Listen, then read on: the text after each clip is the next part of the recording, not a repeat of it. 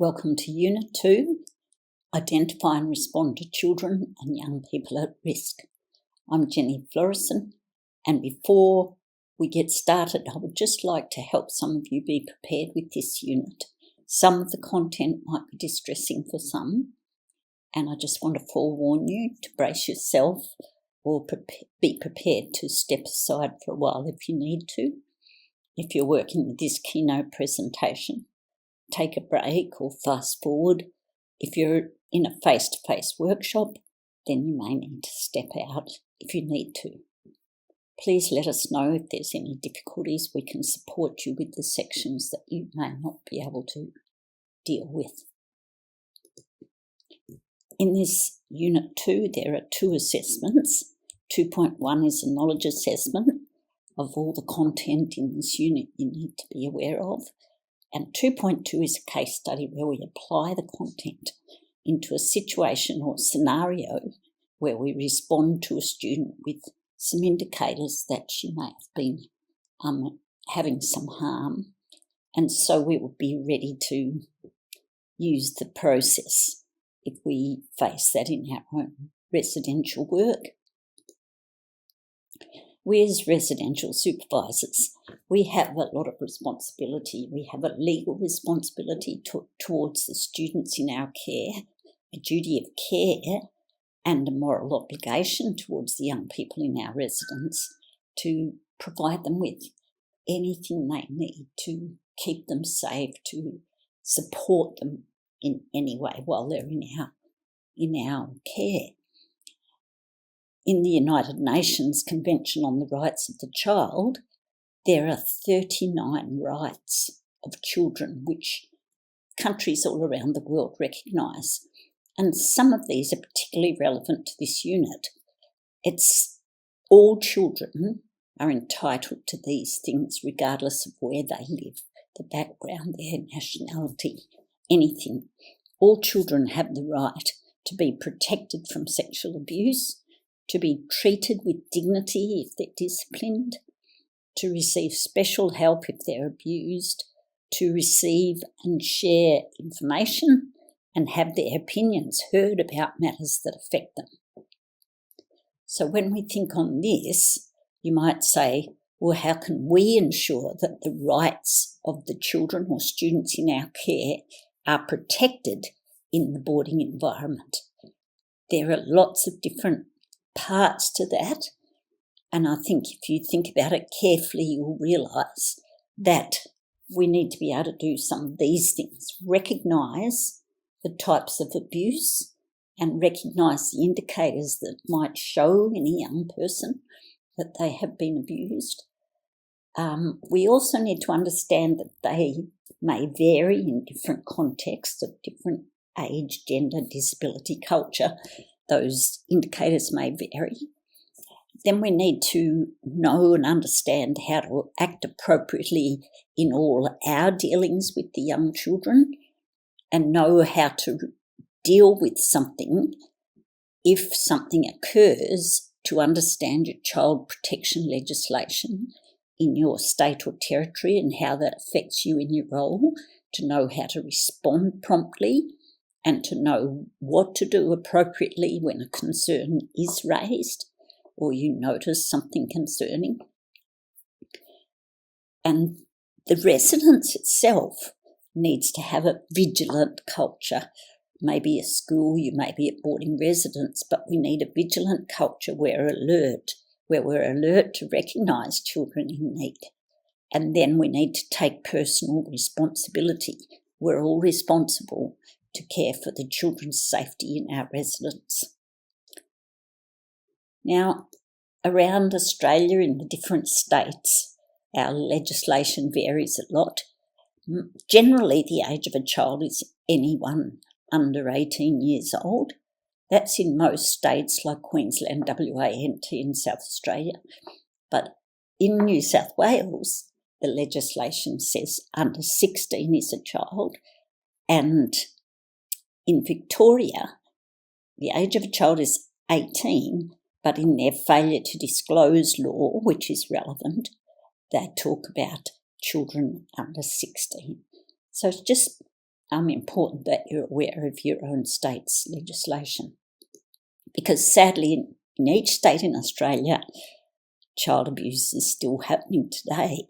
Child sexual abuse in schools has been the subject of being part of the final report on the Royal Commission into institutional responses to child sexual abuse, and schools came up a lot. Almost 1 in 3 of all the survivors that they heard from in that Royal Commission had experienced sexual abuse in a school setting as a child.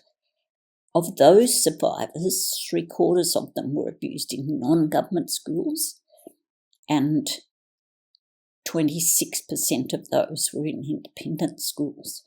So we do need to be aware of this possibility, and unfortunately it's still even happening today. There's been articles in the news recently, teachers or staff in schools up on child exploitation charges.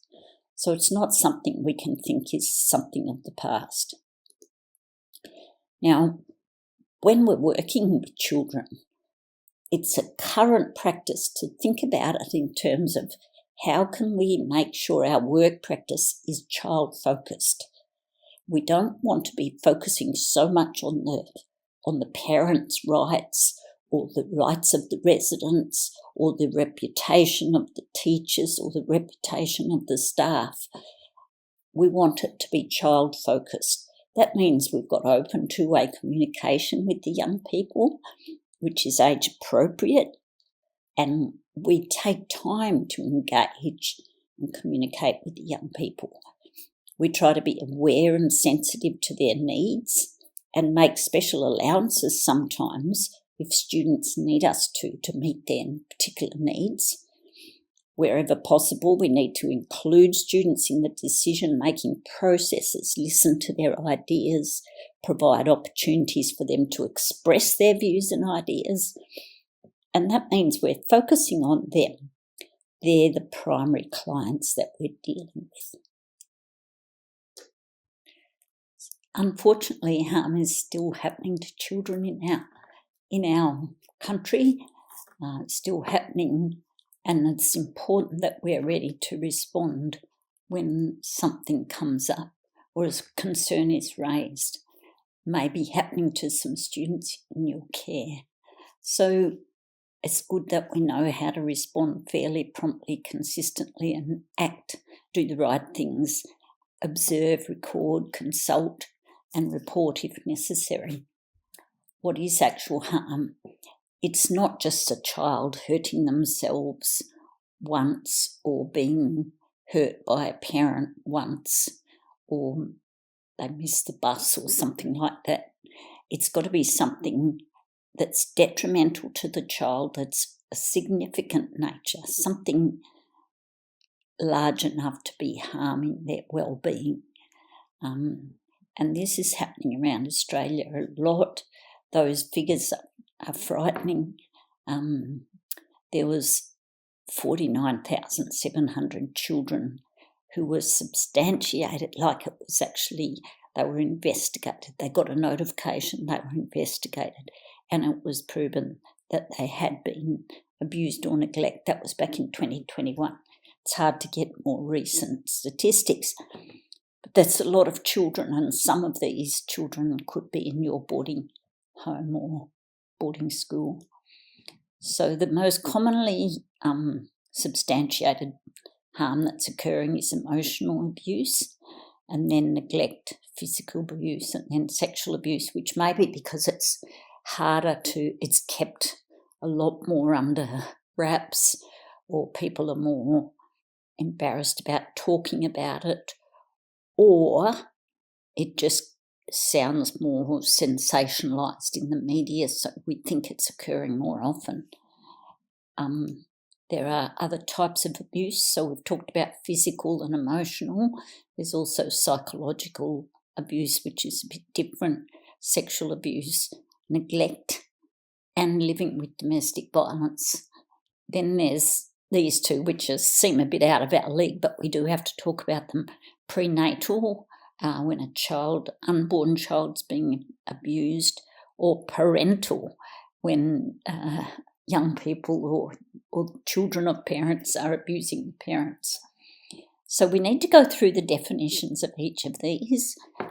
Physical abuse is when a child is severely or persistently hurt or injured by an adult, and that injury is not accidental, or the adults haven't prevented it, or they've put the child at risk of being injured in a deliberate way. Might have made them do something which could easily be seen to have got to harm them. The possible signs that might be there, physical things like broken bones, bruises, burns, or welts or cuts. But if the child can't explain their injury in a clear way, or is very vague or inconsistent, they're unusually frightened of parents or caregivers, arms and legs are covered by clothing that's too warm for the weather, or they are known to have been needing medical assistance, but their carers didn't take them for it, they delayed too long. There was brain damage of the younger children by shaking or hitting their head, or there was dehydration or poisoning. Those can be possible signs. What about emotional abuse? This is when an adult harms a child's development by repeatedly treating and speaking to them in ways that damage their ability to normal emotions, like to be able to feel and express their feelings, that kind of thing. So the child might always seem very shy or afraid of doing something wrong. They might fluctuate between extremes of behaviour, aggressive and then passive, and back and forth. They may not show normal emotions of feeling joy or any kind of happiness. They may be often anxious or distressed, feel worthless about life and themselves, and a delayed kind of emotional development, not what their age children are usually expressing as far as emotions go. Psychological seems a bit similar, but this one is when you're treating and speaking to a child in a way that damages their physical side, like their perceptions, their memory, their self-esteem, their moral development and their intelligence. So it's the way that you treat them. So these children can have signs like feeling worthless, unloved, unwanted, dumb or stupid. They've been put down so much. Difficulty remembering information or recognising information. Difficulty paying attention or knowing what actions are right or wrong, or just highly anxious a lot of the time. So I'm sorry to have to go through this one, and I hope it's not too difficult for some of you if it's been around in history in your family. But sexual abuse is when a child is exposed to or involved in sexual activity that is inappropriate to the child's age and developmental level. So it's usually when the other person has more power than the child, they're exploited or bribed, they're threatened or coerced into doing things or having things done to them. There's situations even with other children where there's a significant difference between their levels of maturity. So it could be an immature or a intellectually undeveloped child who's being exploited by a child of similar age but totally different maturity. So the possible signs, there's lots of them, unfortunately. There's the obvious ones like sexually transmitted infection or pregnancy, or the bruising, the physical damage in the physical areas. But then there's things like the child very quiet or more distant than usual, not eating or changes in their sleeping and eating and hygiene. Knowledge of sexual behaviour beyond their age, so they just very sexually precocious. They might be telling stories or playing or drawing artwork which has got sexual themes which are a bit out of out of whack with their normal age. Regressive behaviour, they go back to wetting the bed or soiling themselves, or wanting to be treated like a baby. They're clingier, more clingy than usual. They're unusually fearful around being touched or being alone or being with a particular person in a particular place. Or they might just have difficulty concentrating, remembering things, they're zoning out, becoming distracted or not listening a lot more than they used to.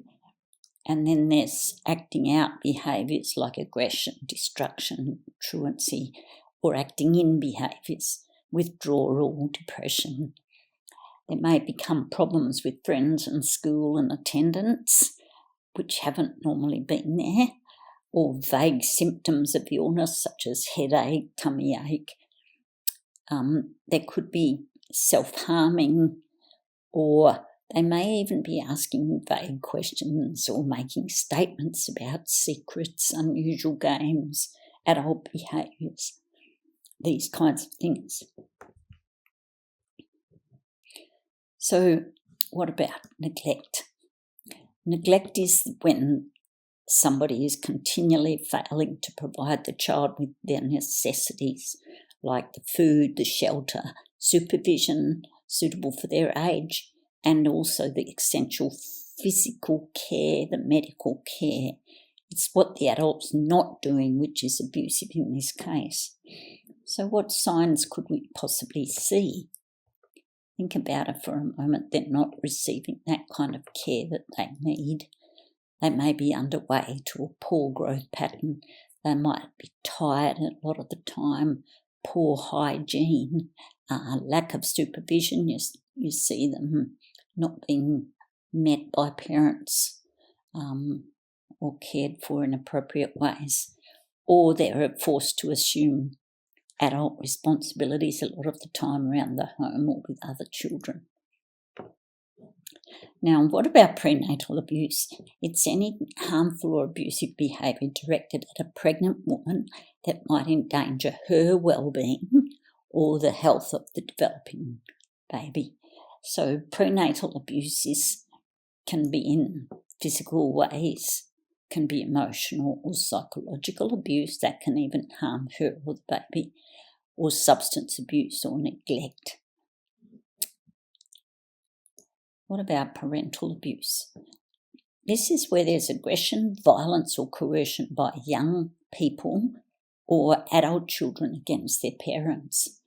So what types of abuse would there be against parents? Could be verbal abuse or yelling, name-calling, punching the wall, property damage to create fear, financial abuse, extorting money from them, physical violence, threatening even, or actual physical violence, or even sexual violence can occur. That's parental abuse. Now, what about where a situation occurs where a child has to live with domestic violence, which is, two people in an intimate relationship and the violence is by one or the other. They have power over the other person and that causes fear, physical or psychological harm to the other person. This has a profound effect on children who have to live within that situation, and many states have got it in their list of child abuse, is having to live with domestic violence. So all children can be direct victims of that kind of violence and abuse, and these parents are often coming from a background of some sort of abuse or have complex needs and struggling with problems and stresses like unemployment or low income, a lot of different things, substance abuse themselves, or disabilities. So what indicators might you see in a child that's having to live in domestic violence situations? We can see a lot of the similar ones, like fearful and anxious, on guard, they never feel safe, so they're always hypervigilant, worried for themselves, the mothers or their siblings. They feel worthless or powerless. they get the stomach aches and headaches, maybe regression like bedwetting. They can't concentrate, or they might act out or withdraw or be very anxious to please, to keep the peace around here. There's also short attention spans, which can affect their school performance and attendance. They might use violence to express themselves. They've learnt that violence is how you deal with things. They might be aggressive with their peers or siblings or mother. They can be self-harming and at higher risk of alcohol or drug abuse, juvenile delinquency, or post-traumatic stress disorder. So, these young people are very vulnerable, and there's actually some young people who've got particular characteristics and behaviours that make them even more vulnerable to harm. And these are the groups of young people. They might be young people with mental health challenges, young people who have begun early on substance abuse or lived in that kind of environment, young people with peer pressure or school problems, at-risk behaviours, starting to experiment or doing risky physical behaviours, and also might be young people who are socially isolated. These are at more risk than others. So looking at the risk factors in a young person's life, age is a big one. Young children are much more dependent on their caregivers, aren't they? Making them more vulnerable to being abused or neglected. The younger the child too, they may face more peer pressure and be going through those emotions, still changing emotions as they're coming into puberty, that sort of thing. So what sort of protective factors can help protect a young person, a younger person? It's those really strong supportive relationships with their parents and their caregivers that will protect them from abuse. If they're attending school and having access to a quality education and positive role models, that will help to protect them from any kind of abuse. What about gender? Does that affect young people's risk? Yes, it can. There can be, some families can have rigid gender stereotypes or some cultures, and these can lead to more discrimination or violence against usually women or females. There may be societal norms in that society that tolerate or condone some violence against women, and there might be a gap between the women's financial status and the other person. So this can really affect their risk factors for women being of the weaker gender, so-called in some societies. So they're kind of dominated by the males. So what can protect young girls, particularly growing up in these situations, as if we can promote gender equality and respect for all genders in our boarding houses. If we can encourage supportive family and social relationships, encourage and build on anything that's strengths in those areas, and in ensuring that there's equal access to the resources and education and employment opportunities, as much as we can influence that, the more opportunities and resources and education a young girl has, particularly, the better they are protected from gender-based violence. Young people with disabilities are at more risk of being abused because they're more dependent on their caregivers. They may have communication barriers that prevent them from seeking help or reporting harm, and there might be a lack of awareness and training amongst caregivers, educators and service providers for young people with disabilities. So we really need to support these people, have them well trained, have people advocating for people with disabilities, and have inclusive sort of education services available for young people with disabilities. What about the culture factor? Some cultures, as we said before, have harmful kind of cultural norms and practices that involve discrimination against a gender or a type of person. There may be violence permitted because of that discrimination or abuse. At the same time, if a young person is totally isolated from their cultural community or lack access to good culturally appropriate services, they can be more at risk too. And then some cultures, there's more bias and misunderstanding in our society towards some cultures, so those young people are more at risk. What protective factors can we... sorry, I went too fast there. What protective factors can support young people in different cultures? Just being in a community like a boarding house that values and supports each other, all cultures, all backgrounds, and then making sure we have some cultural competence training, that we are well trained to treat people with respect and understanding and develop a real sense of belonging and identity in our boarding houses. What about in the area of sexuality? There's still some risk factors around certain sexuality types, I guess you'd say. There's stigma and discrimination. And there's also policies and legal frameworks that still discriminate based on sexuality. There can also be a lack of information around or a lack of resources to help with certain sexual health issues or identity issues. So what can we do to support and help there is have accepting and supporting relationships with family, friends and partners. So we need to make sure that we've got supportive, accepting relationships of young people who are struggling in the area of their sexuality or their gender recognition, that they can have access to relevant, age-appropriate sex education that equips them with the right kind of information to help them make decisions. So there's lots of ways in which we can support the protective factors of all those different groups.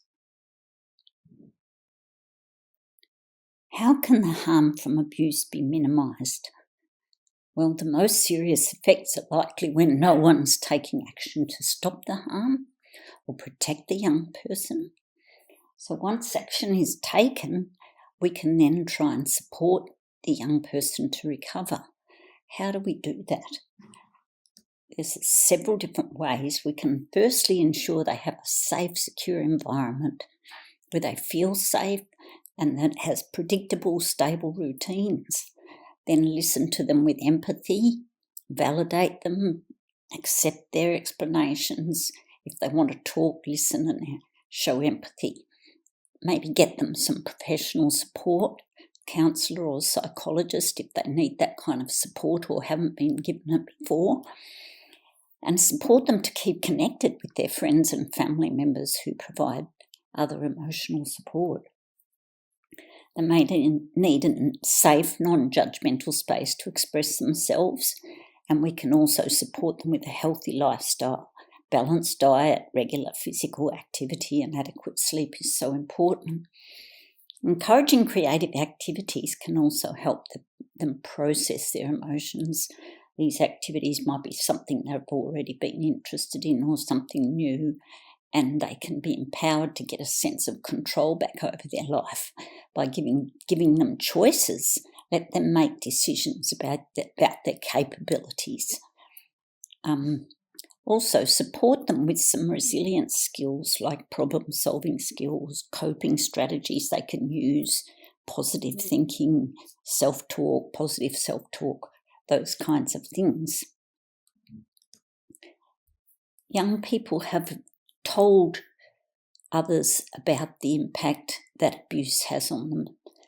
It's things like low self-esteem, fear, guilt and self-blame, distrust of adults, depression, suicidal thoughts, self-harm, anxiety disorders, attachment disorders, post-traumatic stress disorders. Other possible impacts are in their learning areas, in their behavioural areas, in their developmental areas, and they can also expose them to more risk of violent, aggressive behaviour that might lead to delinquency or criminal behaviour, drug and alcohol abuse, high-risk sexual behaviour. It can even lead to permanent physical injuries or death. They may have difficulties forming relationships with other adults, or these kinds of behaviours can all add up to them being singled out and becoming victims, being victimised by others. There's some comments here I'll just leave you to read about what young people have said about how abuse affects them. But I think that we need to take notice of some of these, like I want to hurt myself, or I want to tune out and forget it, get drunk or stoned. Young people have to find coping mechanisms, and they may show signs of these when in boarding. And if we jump to the conclusion that they're being disruptive or being breaking the school rules, when really it might be a cry for help, and we can take note of that and see if we can support them in these areas. There is a handy resource available which we can send you if you request it, but you can also find it on the internet. It's about sexual behaviour in children and young people, how to identify it and understand it and respond to it. We call it the traffic light system, and it does talk about the different types of child behaviours that we might be thinking, is this concerning or not? So if you go across to the age of the child that you're considering, maybe in the 14 to 17-year-old column, if the behaviour that you're looking at is down in the green band, then that can be seen as normal, acceptable behaviour at that age. If it's up in the orange band, then it's getting concerning and you'll definitely want to monitor that behaviour. If the behaviour is up in the red band, then it is a definite concern and you would need to do something about this. You'd need to discuss it with somebody or report it because the band can really guide you as to what to do. Because sometimes it's going to be children in our boarding residence who've been damaged or who've been abused themselves in some way, who might actually become sexual assault offenders themselves. Now, there was a service that kept statistics, and of all the children referred to that particular service, 23% of all the offenders were actually children under the age of 18 themselves. So looking at that, you may have a student in your residence or some students in your residence who might be offending against other students. We do need to be alert to that. 33% of the student who were abused, they were abused by a person under 18 years. Now, 94% of the adolescents that were abused that came to that service, they knew their victim, and 45% were someone within their immediate family. So they abused someone within their immediate family. So your students may have somebody in their family or somebody else who has abused them. Of course, we have mandatory reporting in Australia where it's a legal requirement to report suspected cases of child sexual abuse. So each state in Australia has a law about this now. The first state to do it was South Australia in 1969. The last state was Western Australia in 2009, a long time later. Some countries have mandatory reporting laws like the USA and Canada. Other countries don't, like the UK and New Zealand. They're still debating the value of them. But in Australia, every state and territory does have mandatory reporting laws with a group of people who are mandated to notify. Some of them are in a range of people, like in WA, there's a range of people there. But in Northern Territory, their law just says every adult is mandated in the Northern Territory. So mandatory reporters must report to child safety when they've formed a reasonable suspicion that a child is in need of protection caused by sexual abuse. Your identity will be protected when you make a mandatory report, but if you fail to report, there are criminal penalties that might apply. So when you report, you are protected. Your identity should be protected, so nobody else should know in your residence who made the report. There's legal protection and there's also professional protection. In other words, you can't lose your job because you reported something. So let's have a look at your state's law. We're going to go through these quickly so you can just pause the video when you want to read your state. Let's start with the ACT. This Act began in 2008 and the mandatory reporters are in that list there. So it doesn't specifically say boarding supervisors. They also have a couple of laws called the failure to protect and failure to report laws. Mandatory reporters in Victoria are in a list, but again, it doesn't specifically say boarding supervisors. But Victoria does have failure to disclose offences and failure to protect offences. If you fail to protect young people that you know are at risk of being abused by someone in your organisation, and you had authority to reduce or remove the risk, like by reporting or dealing with it, but you negligently failed to do so, then you could be at risk of an offence. Grooming is also an offence. Mandatory reporters need to report those offences in Victoria. Western Australia has had a recent amendment to the Act that they have to follow, and in that recent amendment there is quite a list of mandatory reporters. In that list is definitely boarding supervisors. Now let's have a look at the way this law changed.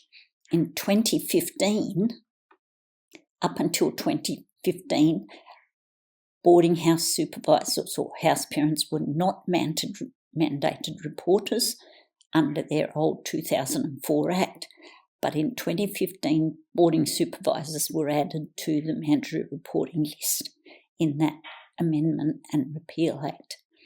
And that was because there was one particular serious case in Western Australia where a boarding manager was abusing children for a long period of time, and the boarding supervisors, the teachers around at the time, had failed to report this suspected behaviour. So in 2021, WA started to add new groups of people to the list. So there's new people there in 22 added, in 23, in 24, and then the last ones are going to be added in 25. So have a good look at that list. Northern Territory, mandatory reporters are any adult person with reasonable grounds or concerns for belief. They just need to have a reasonable belief. They don't have to prove it in any way. Then they need to report that. Queensland has a Child Protection Act, but in that list, mandatory reporters, boarding supervisors are not listed in that law, but they have a couple of other laws. One law they have is an Education General Provisions Act, that if you work in a state school or a non-state school, you have an obligation to report sexual abuse of persons attending your school. If you become aware or reasonably suspected in the course of your employment, you've got to give a written report about it to your school principal or the governing body. So you have to report if you work in a school, If you don't work in a school, if you're in a boarding residence that stands alone, then you're not mandated under that law. But Queensland also has a Child Sexual Offences Reform and Other Legislation Amendment Act, and they brought in failure to protect and failure to report offences. So these came into place in 2021. So all adults must report sexual offending against children. Adults in an institution must protect children from risk of sexual offence. So if you're working in an institutional setting like a boarding school, you must report and you must protect. New South Wales, the list is rather large, but boarding supervisors aren't specifically named, but there are other subjects under which you could come under that law there, and you need to double investigate this where you're working in New South Wales. After you've made a report, you need to remember that it's not always going to result in a child being investigated or removed from their family or anything. They'll conduct an initial assessment to see if the department needs to intervene. The copy of the report is sent to the police. If they and the department decide to investigate, you may be contacted again because the child's safety is paramount. Now, you may also form a concern in the course of your work, which you need to follow up on. The two different ways you can form a concern is that you can be told something. A young person may disclose to you the abuse that's happening to them, or somebody else, like a friend or a family member, might tell you. The other way, of course, is to just see signs or indicators out of those lists we looked at before, and from those signs and indicators you can form a belief that somebody's being harmed.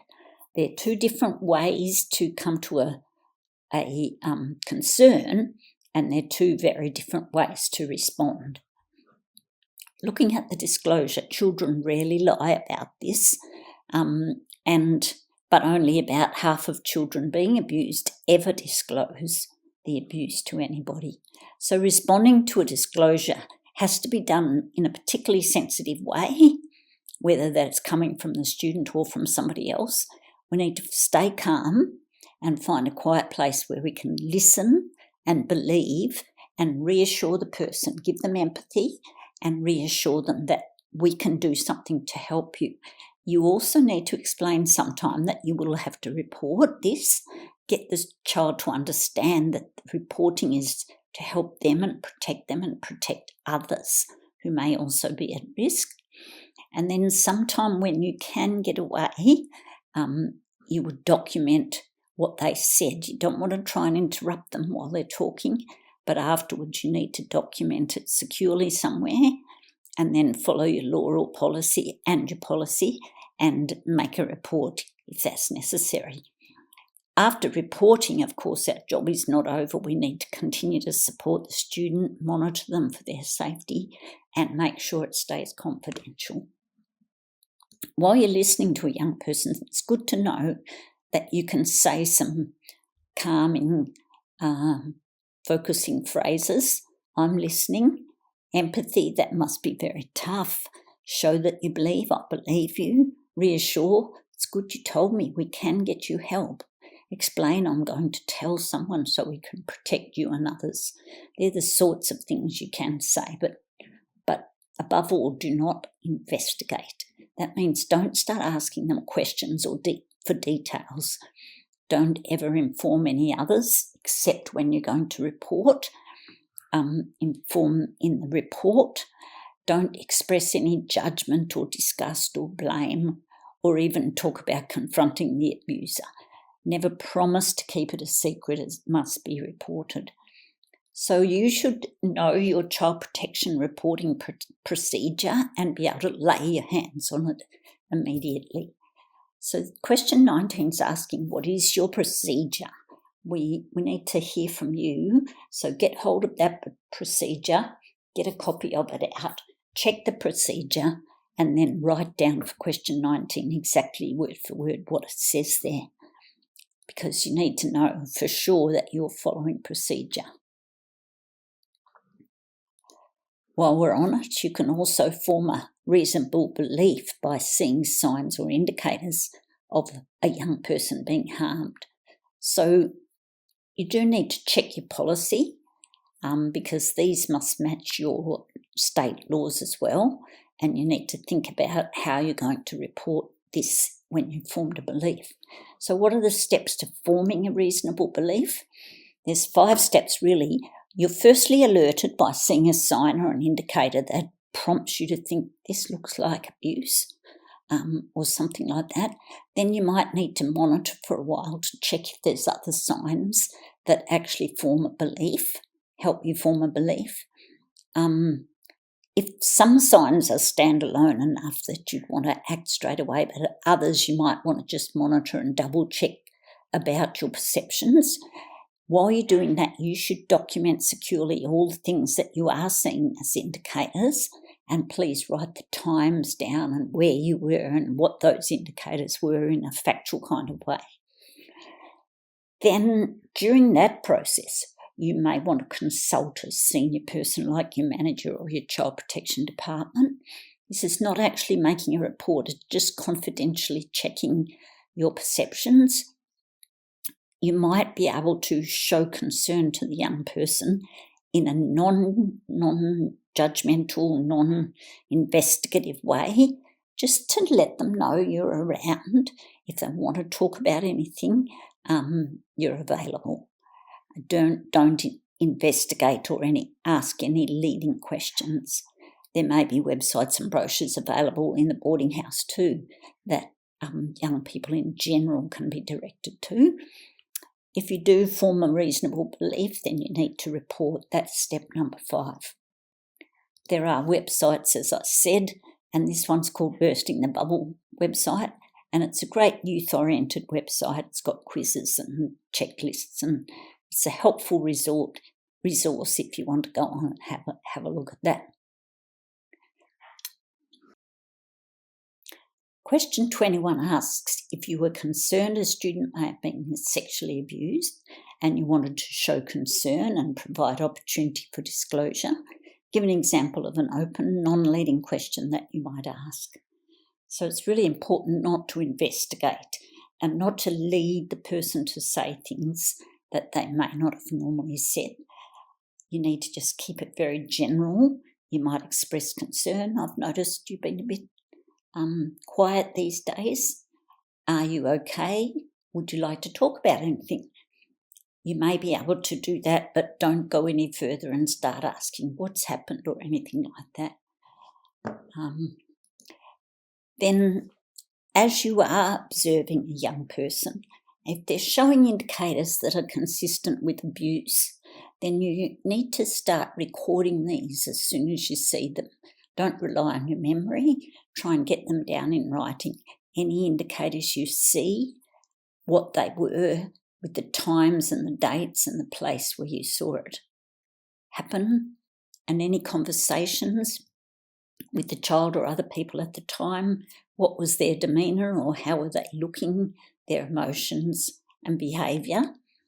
And then you need to be able to record these, document them in a secure place. What sort of a secure place could you record this material? It can't be in something public like a boarding house journal or even on your reporting child management system. You can't really put it in there because it's just for you at the moment, because you're the one that's forming a belief. You don't want to influence anybody else to form a belief. So just keep it recorded in a private place, like on a piece of paper that you keep in somewhere very secure, or in the back of your journal with no name attached to it, or somewhere even like on a secure section in your phone notes, or an email to yourself might work. So think about those options and think, how would you keep that record secure? And then how would you store it? Once you make a report out of it, you can get rid of it, because then you've got the report number and you don't need to keep storing that record any longer. So that answer again includes something like this: in a secure, confidential place, separate from the child's normal school records, so not on your management system. So you might keep it in a log file, email, or secure database or work diary, but no, the child's records on your record system are open to the parent, and you don't want to record it in there. So as I said, this is just for you as you're going through the forming a process of belief. Once you've made the report, any detail around that remains the property of the residents and should be archived safely. We must make our reports not emotive or judgmental. Question 23 says, how do you do that? Just keep it factual. No opinions, just state the facts. Put down the signs or indicators that you saw in a factual, simple way.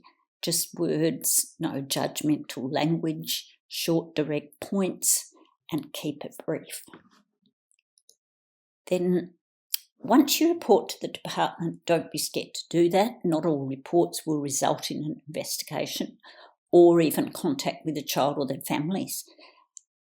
An investigation may include workers from DCP and or the police speaking with the child and the family or carers. But if you've made a report, you're able to get feedback on that. You should have a report number. You should keep that number forever in your own personal records. And if you're concerned about the child, time goes on, nothing's happened, or they're getting worse, or you see something else, you can get feedback. So what's your ongoing role? It's to be supportive in a normal way in boarding, but monitoring them for their safety. So keeping confidentiality and privacy, make sure nobody else is talking about this. You might want to follow up with the department and seek feedback, particularly if it's coming up towards holidays or there's something that the child is expressing real concern about. You can make more reports if new indicators arise, or if the child then goes on and discloses to you, make another report. You also need to be a little bit aware and alert to any cultural issues that might occur. Something might be there that you're not aware of or not understand, so try and find out discreetly about that. Now, there's lots of different strategies we can have for building rapport with our students. This is particularly important when you've got new students coming in. We need to show that we're a listening ear with somebody who's going to be there for them in the absence of their parents. So we need to be actively listening with our whole body, respecting them and showing empathy. So notice their feelings and talk about it. Be approachable and authentic. We need to stay informed and keep up to date with young people and their interests in that, but at the same time giving them space and not sort of being in their personal space too much. You can share personal experiences to a limited degree, but make sure you give lots of positive feedback and encouragement. Be patient with young people and always maintain your boundaries and stay non-judgmental. These things will cause the student to want to open up to you and speak to you or come to you when they have difficulties or have something in common that you can talk about. Active listening is the process of being fully engaged with the other person while they're talking to you, showing you are, listening hard with the intent to really understanding them, rather than just how am I going to deal with this or get rid of this child, or I'm in a hurry, but asking open-ended questions to encourage them to share more and to be really listening to them with your whole body. It's highly likely that you might have some students in your care who've experienced trauma. Now, trauma is an emotional response to some distressing event or even a series of events that has really overwhelmed the person's ability to cope. something that serious, that they're not coping in a normal coping way. That might include a physical experience or an emotional sexual abuse, might have been a natural disaster or an accident, or even witnessing somebody undergoing violence. These things can cause trauma in a young person's life. And in boarding, we need to have trauma-informed care. We need to be aware that this can happen to young people. That means we are able to realise that trauma is going to have an impact on the student, and we can recognise the signs of trauma in their behaviour, in their lives. And then we know how to respond in the correct way, following our policies, our procedures. They're informed about trauma as well. And we've got particular practices ready to go in boarding, where the way we work with the young person will aid their recovery. We also need to know that we can actively avoid any more trauma for them. We don't want to re-traumatise them by the way that we work with them. So if there's something that they seem scared of or they really react to, be aware of that and be careful not to put them through more trauma. As I said before, trauma can result from any of these things: natural disasters, going through a flood or a fire or an earthquake, seeing or hearing about violence to or death of someone close to them, abuse or physical assault, rape or incest, those kinds of things. Then themselves having a serious accident, injuries or near-death experience. Experiencing domestic violence at home can definitely cause trauma. Even serious illnesses, sudden emergency surgery, those kind of things. Witnessing horrific war or terrorism. These are all experiences that can cause trauma in a young person's life. So what kind of effects might you see on your students who've been through any of these traumas? You need to think about it for question 28, part B. Think for a moment, what kinds of signs might you see for a young people who's been through something of those traumas? What would you see? You might see them experience hypervigilance, where they're always tense and alert and on guard all the time. You might see them have that kind of reaction where something happens, they might fight or flee. Fight or flight reactions or even freeze reactions are common for somebody who's been through trauma. They may not be able to regulate their emotions. They go from 0 to 100 very quickly, or can't get control of emotions when they kick in. They may show a lack of sense of safety and trust and reduce self-worth.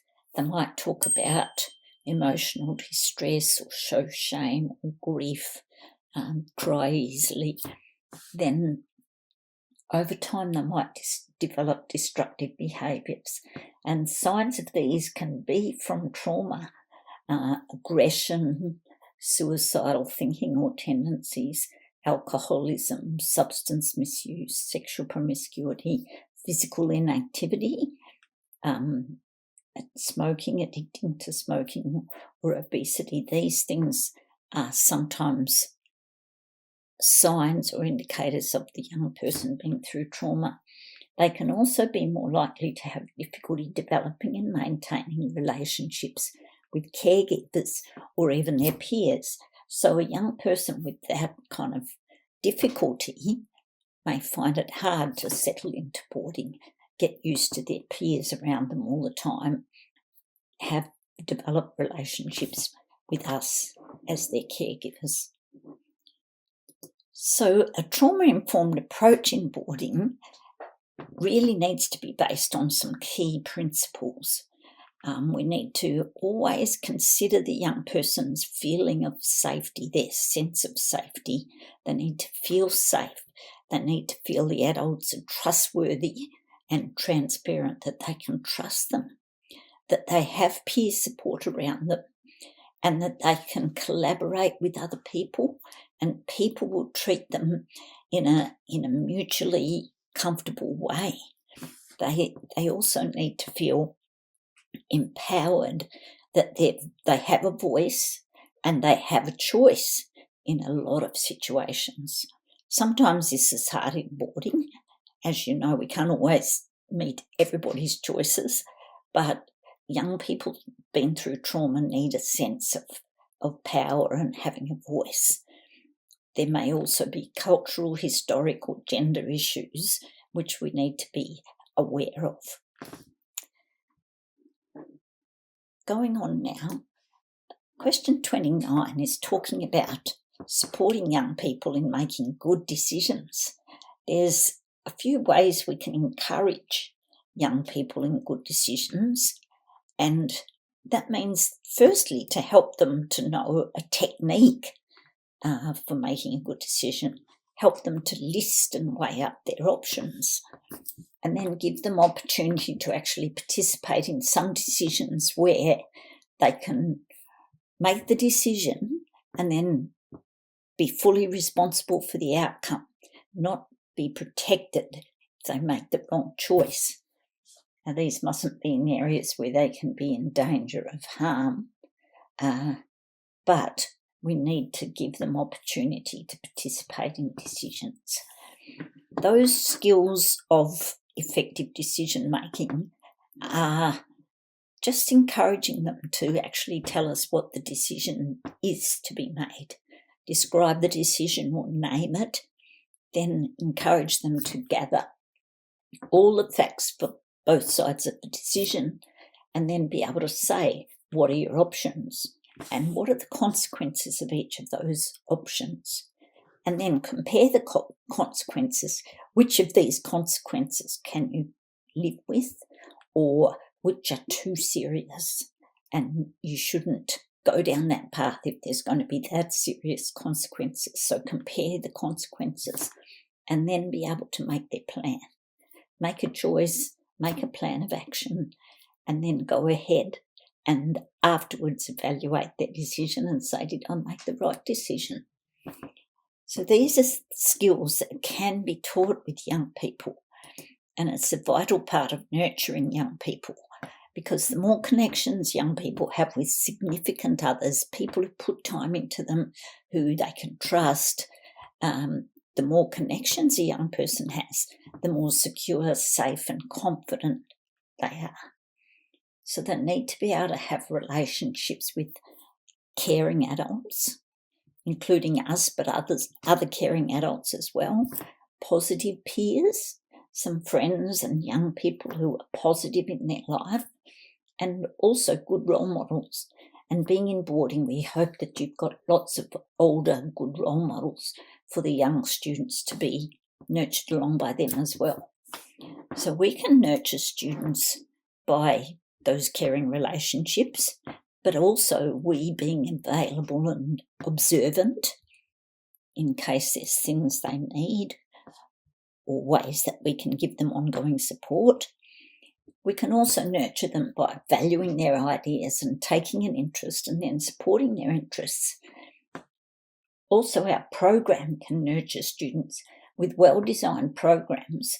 We can also include things like giving them an opportunity to give out to others or volunteer in the community. These things are actually very good to nurture students to grow. That's what nurturing is all about, and having good role models. So when we're nurturing students, we're challenging them, we're stretching them to achieve their full potential, and we're giving them opportunity to gain new knowledge, skills, better attitudes to becoming competent, caring, contributing citizens. What are well-designed programs, you say? They're programs that allow young people to be stretched, to develop and grow, interesting, relevant activities, excursions, getting out of the boarding house, opportunity to give out or volunteer in the community, as I said, meeting positive role models, and having time with people who will kind of mentor them along. So that's about nurturing and encouraging young people. Now we've got a little section here which is caring for young people's privacy and confidentiality, and some important rules around that. So we need to be able to keep ourselves informed of our policies, the laws about handling young people's information. So what information can we share? Only certain things that might mean that they need to be kept safe, like certain medical conditions or allergies, and what should be kept confidential. Some things are not to be talked about in a general way. So the important rule here is don't share information with people who don't need it. It's only for those who are authorised to have that information and who need to know. We shouldn't be discussing young people's private information in a gossiping kind of way when it's not necessary. And we also need to make sure that their written information or their information in any other format is kept in a safe place, kept safe and not able to be accessed by just anybody. This is all part of our duty of care, which is very important for young people in boarding.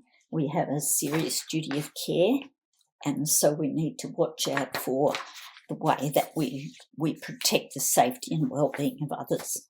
That includes taking all reasonable steps not to cause them any harm as we're going along. It's highly likely that you might have some students in your care who've experienced trauma. Now, trauma is an emotional response to some distressing event or even a series of events that has really overwhelmed the person's ability to cope. Something that serious that they're not coping in a normal coping way. That might include a physical experience or an emotional sexual abuse, might have been a natural disaster or an accident, or even witnessing somebody undergoing violence. These things can cause trauma in a young person's life. And in boarding, we need to have trauma-informed care. We need to be aware that this can happen to young people. That means we are able to realise that trauma is going to have an impact on the student, and we can recognise the signs of trauma in their behaviour, in their lives. And then we know how to respond in the correct way, following our policies, our procedures. They're informed about trauma as well. And we've got particular practices ready to go in boarding where the way we work with the young person will aid their recovery. We also need to know that we can actively avoid any more trauma for them. We don't want to re-traumatise them by the way that we work with them. So if there's something that they seem scared of or they really react to, be aware of that and be careful not to put them through more trauma. As I said before, trauma can result from any of these things: natural disasters, going through a flood or a fire or an earthquake, seeing or hearing about violence too, or death of someone close to them, abuse or physical assault, rape or incest, those kinds of things. Then themselves having a serious accident, injuries or near-death experience. Experiencing domestic violence at home can definitely cause trauma. Even serious illnesses, sudden emergency surgery, those kind of things. Witnessing horrific war or terrorism. These are all experiences that can cause trauma in a young person's life. So what kind of effects might you see on your students who've been through any of these traumas? You need to think about it for question 28, part B. Think for a moment, what kinds of signs might you see for a young people who's been through something of those traumas? What would you see? You might see them experience hypervigilance, where they're always tense and alert and on guard all the time. You might see them have that kind of reaction where something happens, they might fight or flee. Fight or flight reactions or even freeze reactions are common for somebody who's been through trauma.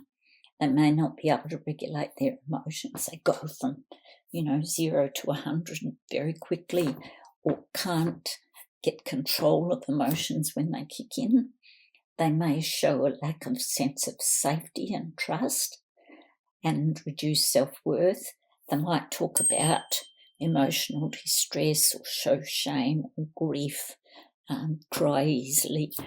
Then over time they might develop destructive behaviours, and signs of these can be from trauma, aggression, suicidal thinking or tendencies, alcoholism, substance misuse, sexual promiscuity, physical inactivity, smoking, addicting to smoking, or obesity. These things are sometimes signs or indicators of the young person being through trauma. They can also be more likely to have difficulty developing and maintaining relationships with caregivers or even their peers. So a young person with that kind of difficulty may find it hard to settle into boarding, get used to their peers around them all the time, have developed relationships with us as their caregivers. So a trauma-informed approach in boarding really needs to be based on some key principles. We need to always consider the young person's feeling of safety, their sense of safety. They need to feel safe. They need to feel the adults are trustworthy and transparent, that they can trust them, that they have peer support around them, and that they can collaborate with other people, and people will treat them in a mutually comfortable way. They also need to feel empowered, that they have a voice and they have a choice in a lot of situations. Sometimes this is hard in boarding. As you know, we can't always meet everybody's choices, but young people been through trauma need a sense of power and having a voice. There may also be cultural, historic or gender issues which we need to be aware of. Going on now, question 29 is talking about supporting young people in making good decisions.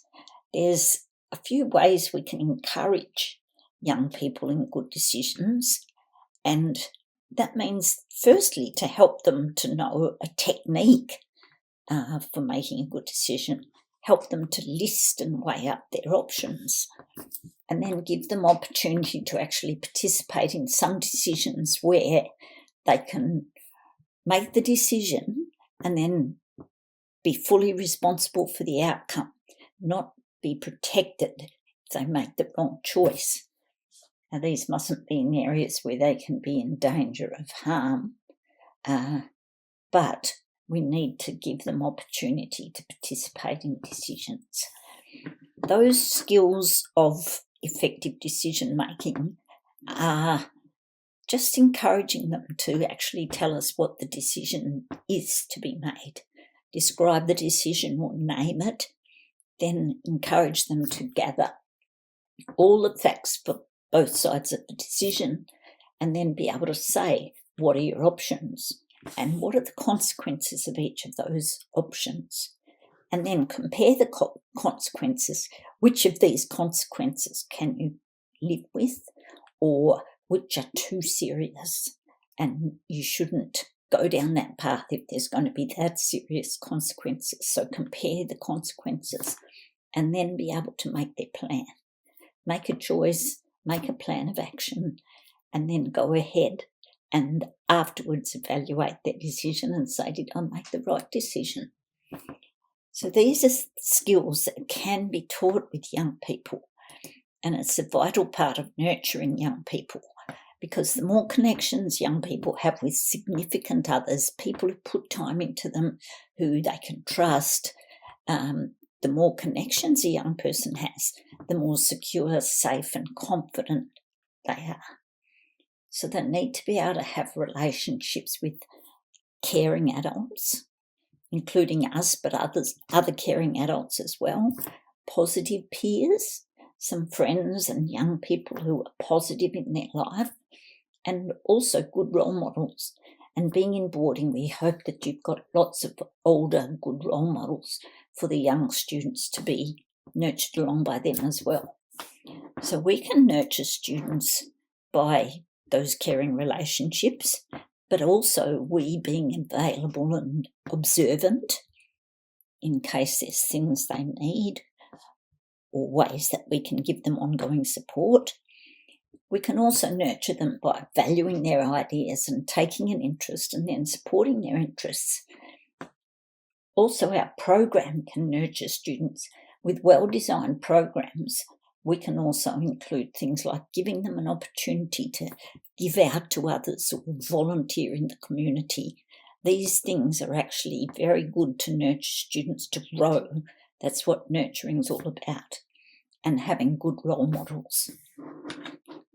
So when we're nurturing students, we're challenging them, we're stretching them to achieve their full potential, and we're giving them opportunity to gain new knowledge, skills, better attitudes to becoming competent, caring, contributing citizens. What are well-designed programs, you say?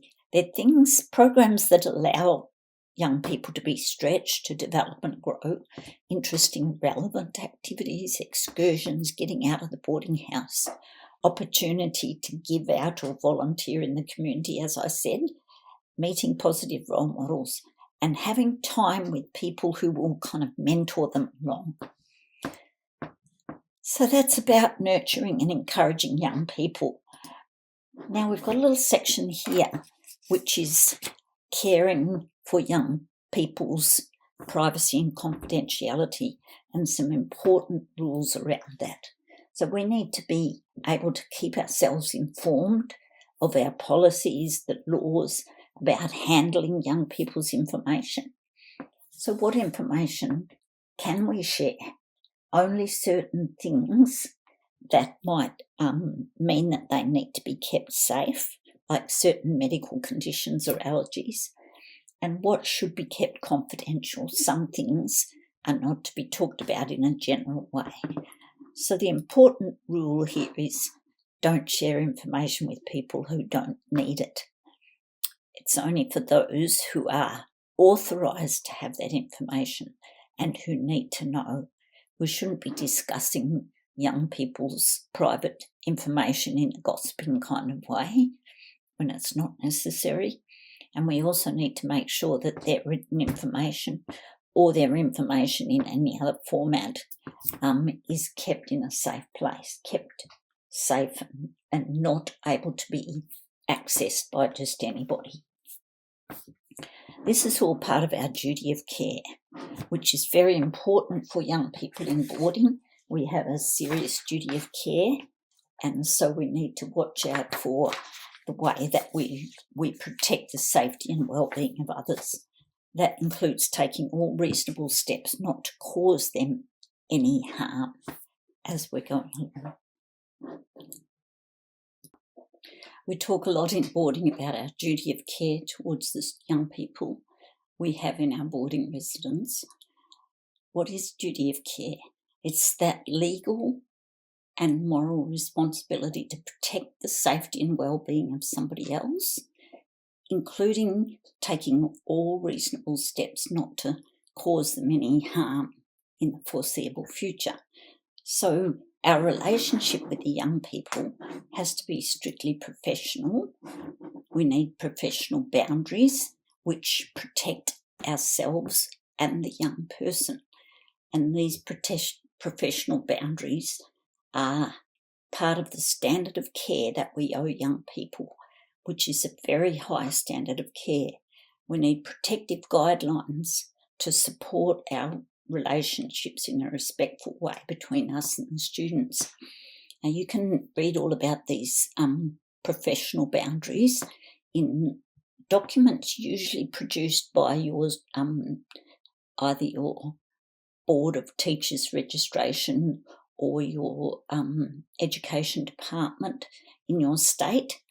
The top one is one from South Australia, and the one down the bottom is a Western Australian version, but each state usually has these documents about protective practices or professional boundaries.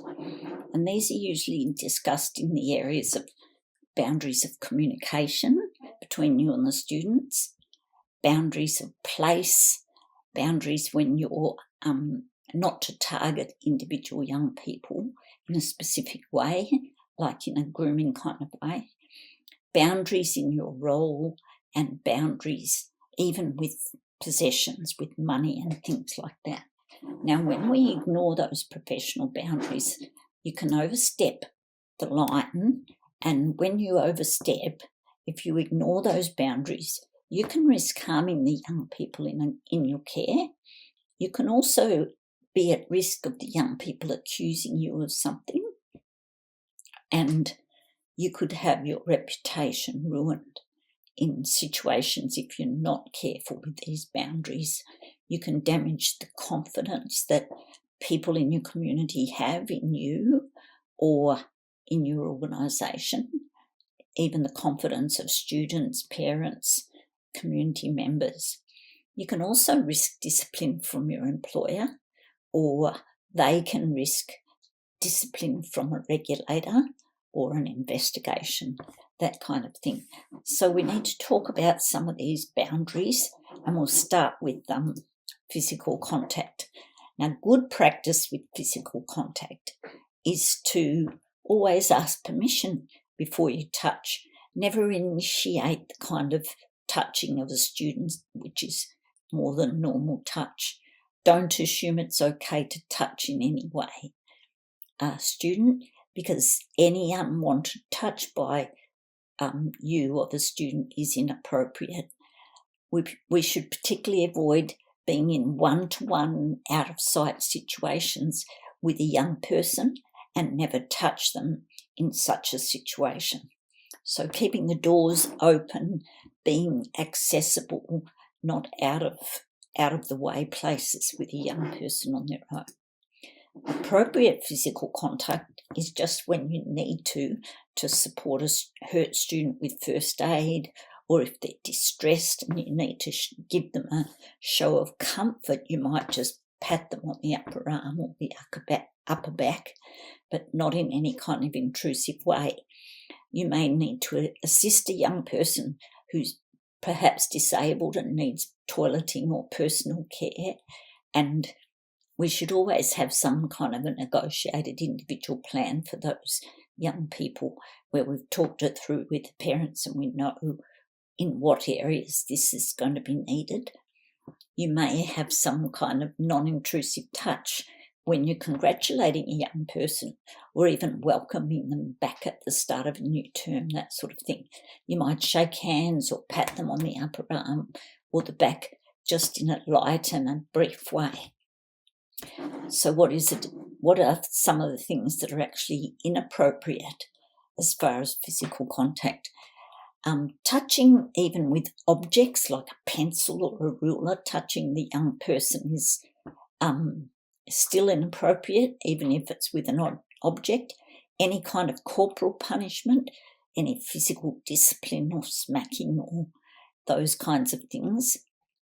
Initiating or permitting or even requesting unnecessary physical contact with a young person.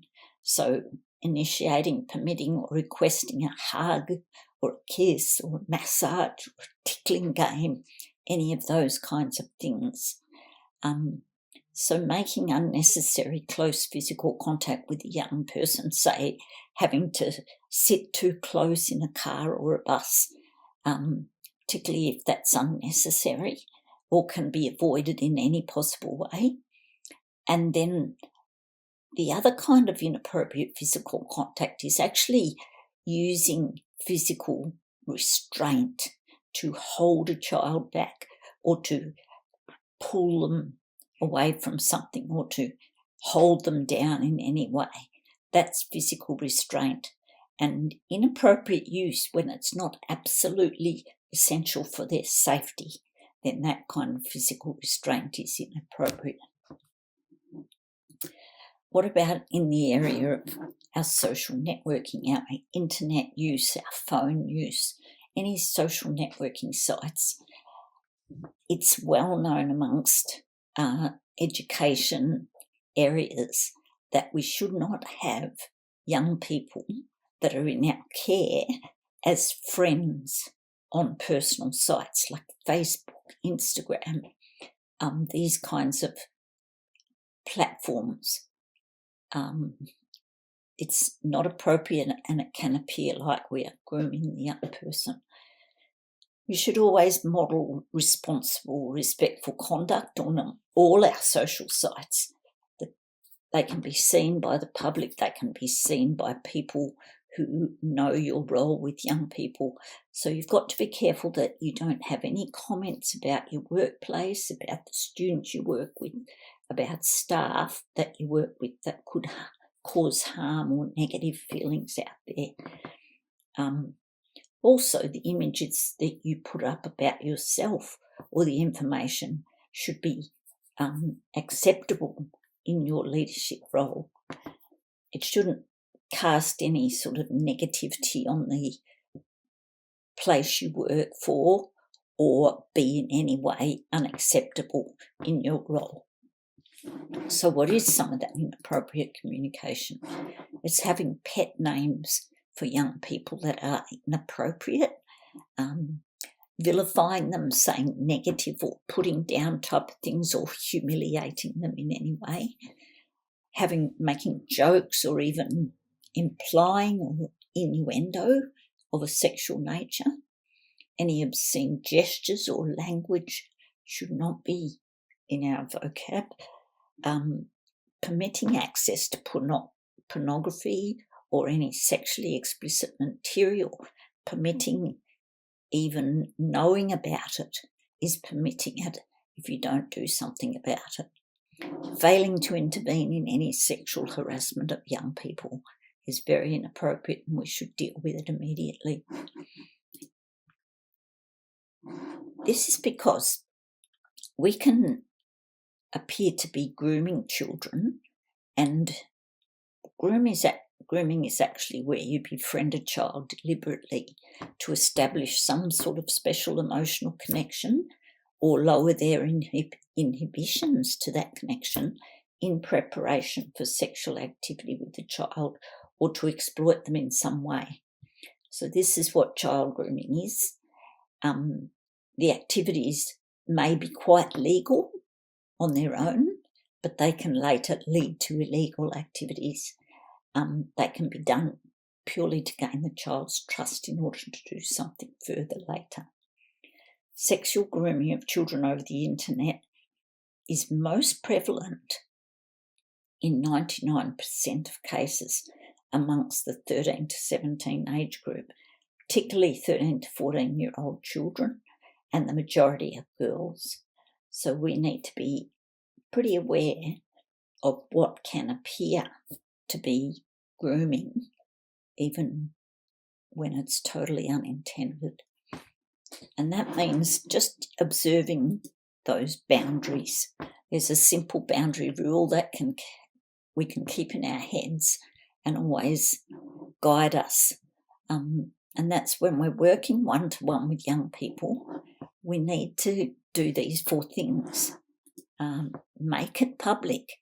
So doing things with young people, reading something with them, talking, having a conversation which is longer than a normal out in the public conversation. These need to be held in visible places or relatively busy locations, not tucked away when nobody else comes by. We can use the residents' IT systems to record and communicate with young people, not our own personal emails, Facebook or texts. So avoiding those things which are private, not public. We also need to make it authorised. If you have the guardian's consent for things and the resident's consent, then that should be clearly stated and clearly given in order that everybody knows this is what needs to happen. Also make it timely, doing something in your normal working hours and keeping it as brief as necessary. That means not doing something after hours or when you're off duty and taking longer than you should with a young person on their own. So make it purposeful too. It should be a normal part of your role, a normal purpose of your role like any other supervisor would do. These things make it public, make it authorised, make it timely, make it personal, purposeful, will keep you safe when working with young people. You may need to make decisions in your work role which are going to have some serious effects on the young people around you or the other adults you work with. And we always need to have an effective kind of careful decision-making process about what we do. We need to consider and apply principles and values so that we make the right decision, a decision that's morally right, and we can defend it as the correct decision. So we need to have a transparent kind of decision-making process. That might mean talking to another person, being able to stand scrutiny if they want to look at what you've done. We need to make it responsible and make that decision with empathy, considering the feelings of the person that you're making a report about or something like that. So what are the ethical decision-making principles that we need to apply? Always uphold truth and be accurate in your communication. Respect the right of the person to make a decision or a choice, unless it's going to harm somebody else. Always act in a way that promotes the well-being and best interests of all involved, and avoid causing harm or try and minimise the harm of that decision as you make it. Ensure fairness and equal treatment for all, not making a decision in any biased kind of way.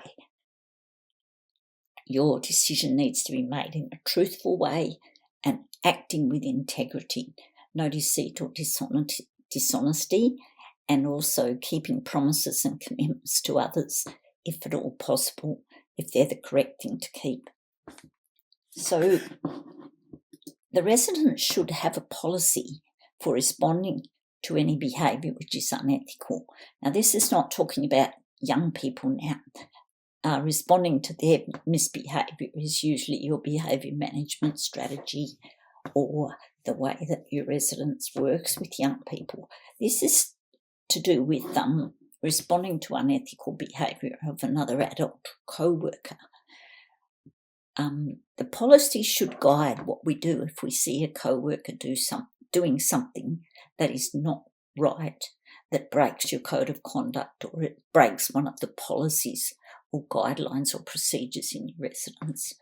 So all employees should read and sign the policy about responding to unethical behaviour, should outline what is expected of you, and if you need to make a report, who to contact and how, and it should also explain what's the likely repercussions of somebody that you might report in some sort of unethical behaviour. What's likely to happen to them? It should always be that there's a correct process that'll be gone through to investigate. So it's not immediately your responsibility. It's the responsibility of those dealing with the unethical behaviour.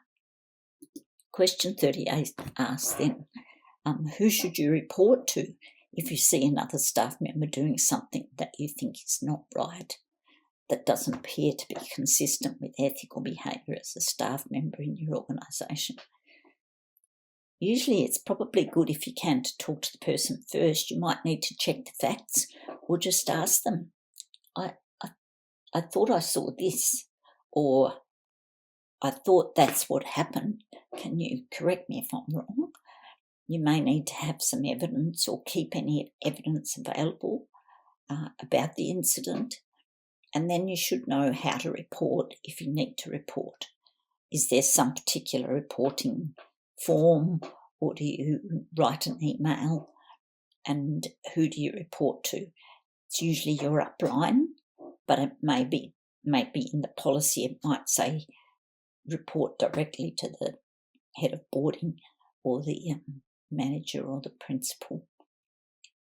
It's always wise to also keep the record, and your policy might explain where to keep that record.